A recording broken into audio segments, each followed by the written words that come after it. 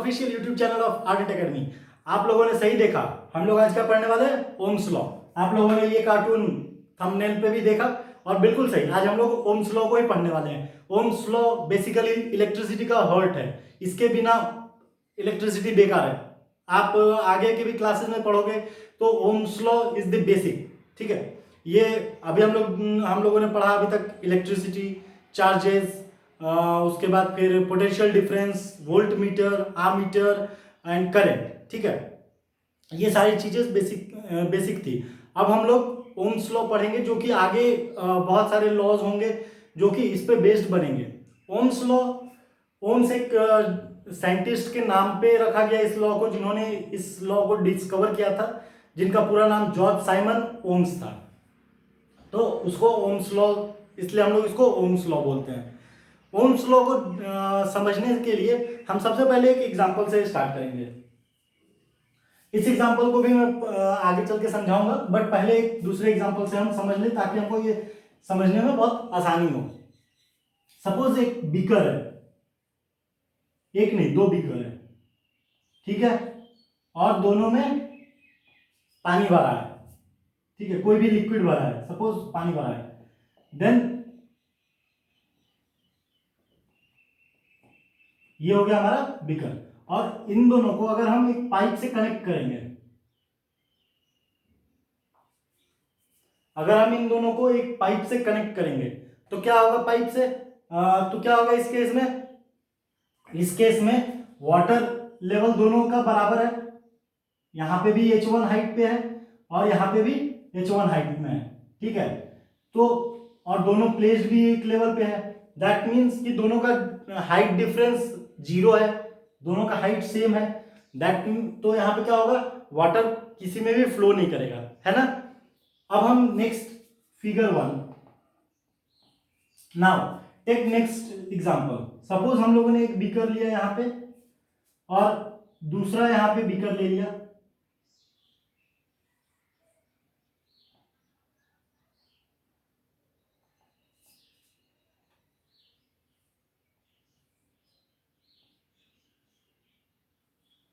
Suppose हम लोगों ने एक बीकर को थोड़ा नीचे रखा और दूसरे को थोड़ा ऊपर, और दोनों में वाटर लेवल हमने सेम रखा, और दोनों को फिर हम एक पाइप से कनेक्ट करेंगे। In this case what will happen, in this case water will flow from tank B to tank A, और इसका हाइट क्या हो जाएगा, बढ़ जाएगा। ऐसा क्यों हो रहा है इसमें, इस केस में वाटर क्यों फ्लो हो रहा है, क्योंकि यहाँ पे हाइट का डिफरेंस है ना। यहाँ पे हाइट, वाटर लेवल का हाइट ज्यादा है, यहाँ पे हाइट कम है कि नहीं। तो यहाँ पे क्या हो गया, हाइट डिफरेंस हो गया। तो मतलब क्या है, हाइट के डिफरेंस होने के कारण वाटर का फ्लो हो रहा है। ये हो गया हमारा फिगर 2।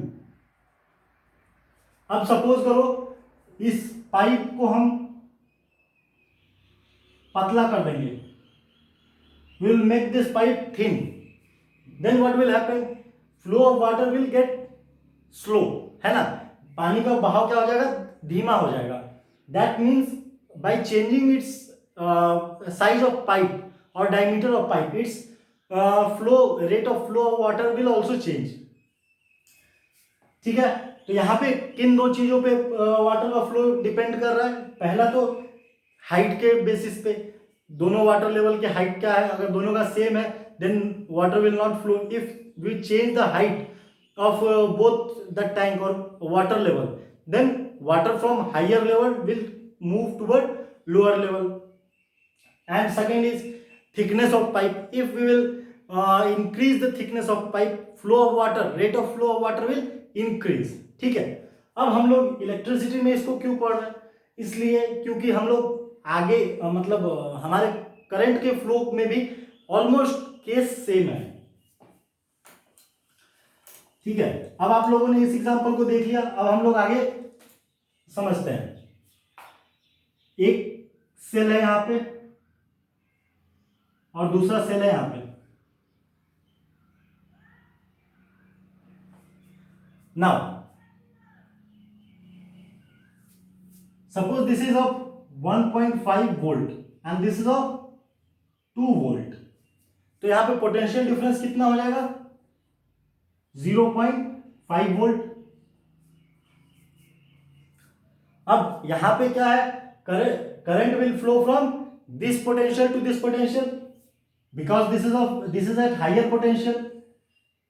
ठीक है, दैट मीन्स अगर पोटेंशियल डिफरेंस चेंज होगा देन करंट विल फ्लो। अगर हम लोग दोनों का पोटेंशियल डिफरेंस 1.5 वोल्ट रखते हैं then potential difference is zero, दोनों का सेम पोटेंशियल है तो पोटेंशियल डिफरेंस क्या हो जाएगा, सेम हो जाएगा। Then no current will flow from this battery to this battery और this battery to this battery, correct. And suppose इस this is second arrangement, here also this cell is 1.5 volt and this is of 2 volt. Now here we will connect thick conductor, then what will happen, more current, more charges will flow from this point to this point in comparison to this arrangement. That means if we will thick the, what is the conducting material, here conductor is the conducting material or wire is the conducting material. So here if we will increase the thickness of wire then its conductivity will change. So Ohm's law also says same. As per Ohm's law, at constant temperature flow of current is directly proportional to the potential difference across the conductor. That is I, rate of flow of current is directly proportional to potential difference. This is a sign of directly proportional. इसका क्या मतलब है हम लोग आगे भी पढ़ेंगे, ठीक है। इसको हम लोग डायरेक्टली प्रोपोर्शनल के नाम से जानते हैं। So I is directly proportional to V, V can also write it as V is directly proportional to I, ठीक है। डायरेक्टली प्रोपोर्शनल का मतलब होता है if we will increase this, this will also increase. Suppose potential at initial stage potential difference is 0 volt, then current will be 0 ampere, ठीक है। अब हम लोग मान लो now we will increase potential difference to 1 volt, then current will increase to 0.1 ampere. Again if we will increase potential difference to 2 volt then current will become 0.2 ampere, ठीक है। ये हो गया हमारा पोटेंशियल डायरेक्टली प्रोपोर्शनल का मतलब कि अगर हम वोल्टेज को बढ़ाएंगे then current will also increase. जब हम डायरेक्टली प्रोपोर्शनल का साइन हटाते हैं then we use to place any constant sign, here we will put are.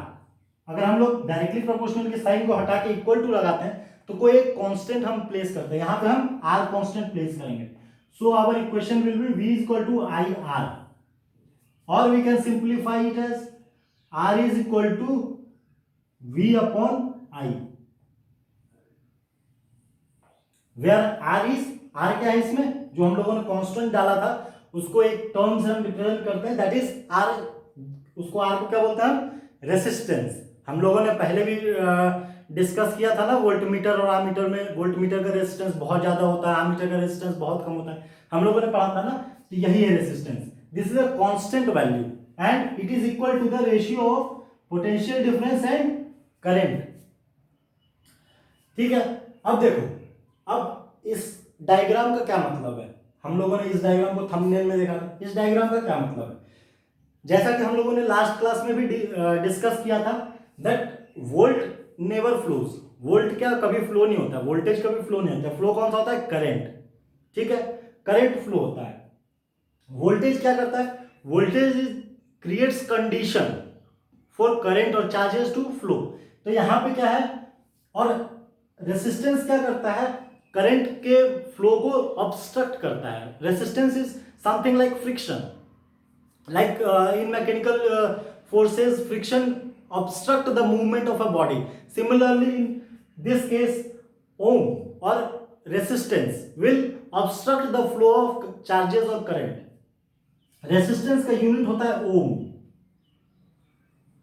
इसको हम लोग सिंबल में इस तरीके से रिप्रेजेंट करते हैं, this is the symbol of ohm, ठीक है। ये जॉर्ज साइमन ओम के नाम पे रखा गया है, इसका सिंबल ओम है। SI unit of resistance is ohm, ठीक है।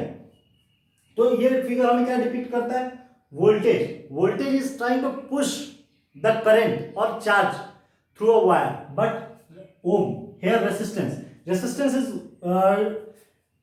Trying to obstruct its movement. ये क्या कर रहा है, इसके पाथ को टाइट कर रहा है रस्सी से, है ना, तो ताकि ये मूव ना कर पाए। सिम यही मतलब voltage is pushing the current and resistor is obstructing it's flow.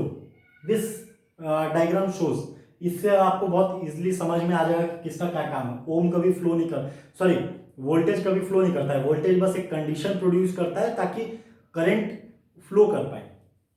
जब तक पोटेंशियल डिफरेंस क्रिएट नहीं होगा तब तक करंट फ्लो नहीं हो पाएगा। तो यहाँ पे voltage is pushing current and ohm is trying to और resistance is trying to pull its path. ठीक है, तो ये हो गया हमारा resistance. Now here we can see that R is equal to, यहां पे हम लोग लिख लेते हैं R is equal to V upon I।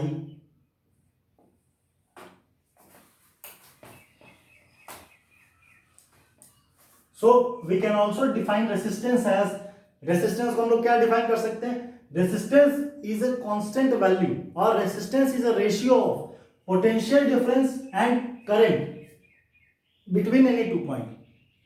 Or we can say resistance is a property of a conductor because of which it obstruct the flow of current। ये क्या करता है, करंट के फ्लो को obstruct करता है।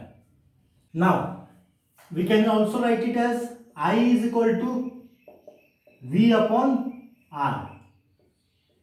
ठीक है, that means कि I is inversely proportional to R। जब हम इसको 1 upon करके कुछ भी लिखते हैं और इस साइन को लगाते हैं तब हम उसको बोलते हैं इनवर्सली प्रोपोर्शनल। मतलब डायरेक्टली प्रोपोर्शनल का उल्टा। डायरेक्टली प्रोपोर्शनल में क्या हो रहा था, V is directly proportional to I। What does that mean कि अगर V को हम बढ़ाएंगे तो I भी प्रोपोर्शनली बढ़ेगा। जितना हम V को बढ़ाएंगे उसी हिसाब से I भी बढ़ेगा। But opposite to this, if we will write I is inversely proportional to R, that means if we will increase the resistance current will decrease. ठीक है, अगर हम लोग रेसिस्टेंस के वैल्यू को बढ़ाएंगे देन करंट विल डिक्रीज। हम लोगों ने उस डायग्राम में देखा था कि अगर हम, ये करंट है, मान लो करंट है, तो अगर हम इसके साइज को अगर छोटा कर देते हैं, अगर हम इसके पाथ को छोटा कर देते हैं then less current will able to flow. ठीक है, तो यहाँ पे भी क्या है, रेसिस्टेंस को अगर हम बढ़ाएंगे then current will decrease and if we will decrease the resistance then current will increase। अगर हम लोग हायर रेजिस्टेंस के किसी मटेरियल को लेके अगर हम कंडक्टर बनाते हैं then very less current will flow through it. अगर हम लोग वेरी लेस लेस रेजिस्टेंस के कंडक्टर को यूज करके अगर हम कुछ बनाते हैं then very high current can flow. So हमारे कंडक्टर्स जो भी कॉपर, सिल्वर या एल्यूमिनियम है उनका रेजिस्टेंस क्या होता है, बहुत कम होता है। ऑलराइट, तो यहां पे क्या हो गया, I is inversely proportional to R और V is directly proportional to I। तो हम लोग ऊपर पढ़ ही लिए थे, V is directly proportional to I and I is inversely proportional to R। आप लोगों को ये बहुत अच्छे से याद रखना है, ये आपको बहुत आगे तक काम में आएगा। ठीक है, तो ये था बेसिकली हमारा ओम्स लॉ। इसमें बेस्ड बहुत सारे न्यूमेरिकल्स आते हैं। लाइक आप एक न्यूमेरिकल सोचो कि if potential difference of if potential difference of 10 volt is applied to a conductor then 5 ampere current can flow, then find the resistance of that conductor. इसका मतलब क्या होगा, हमारे पास V है 10 वोल्ट का और I है कितना, 5 एम्पियर का। Then R is V upon I, that is 10 volt upon 5 ampere is equal to 2 ओम।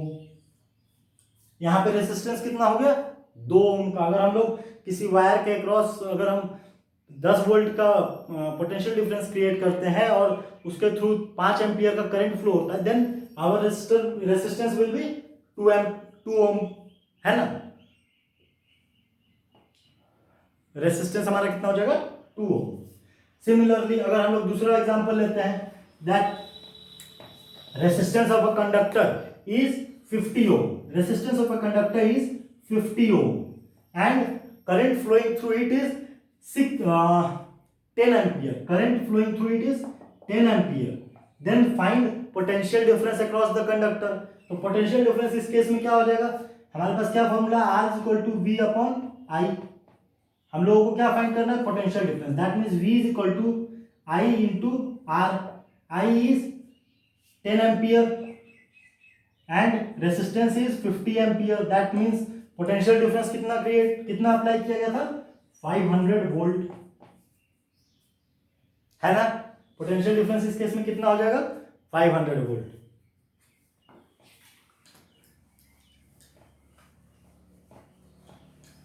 देखो अगर हम मान लो कोई एक कंडक्टर लेते हैं और